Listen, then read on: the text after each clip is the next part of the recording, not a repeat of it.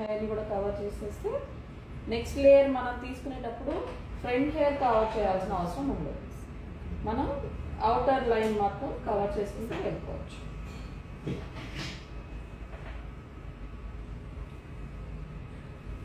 Okay, and మిగతా హెయిర్కి బ్లాకే ఉంది కాబట్టి ఇంకా నీళ్ళు లేదు కాబట్టి లైట్ జస్ట్ హ్యాండ్లో ఉన్నది అప్లై చేసుకొని సర్కిల్ ఇక్కడే హెయిర్ని ట్విస్ట్ చేసుకోవాలి.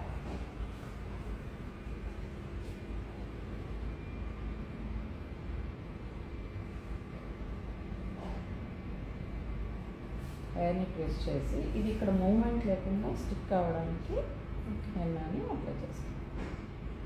ఓకేనా? సో దీని తర్వాత హాఫ్ సర్కిల్లో మిడిల్ లేయర్ నుంచి తీసుకుంటాం. ఇక్కడ నుంచి హాఫ్ సర్కిల్ చాలా పల్చగా తీసుకోవాలి. థిక్ లేయర్స్ తీసుకుంటే వైట్ హెయిర్ కవర్ అవ్వదు. చూడండి, ఓకేనా? థిక్ లేయర్ తీస్తే వైట్ హెయిర్ కవర్ అవ్వదు.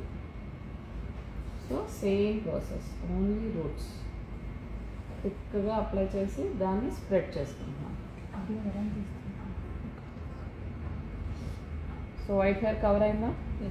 బోత్ సైడ్స్ కవర్ చేసేసాను. సో చేతికి ఉన్న హెన్నా అప్లికేషన్ కొంచెం ప్రోడక్ట్ నేను స్ప్రెడ్ చేసుకుంటున్నాను. సో స్ప్రెడ్ చేసుకుంటే నాకు సర్కిల్ వేసుకోవడానికి మూమెంట్ ఈజీ.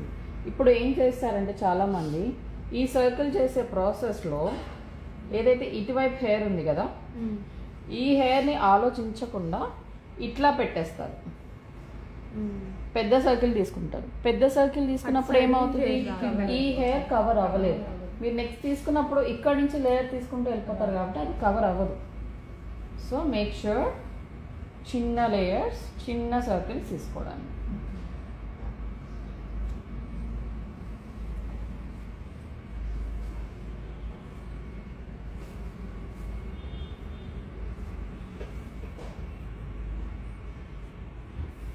ఓకే, ఇప్పుడు ఇక్కడ నుంచి ఇక్కడ తీసుకున్నాం కాబట్టి ఇప్పుడు ఇక్కడ నుంచి ఇక్కడికి జస్ట్ హాఫ్.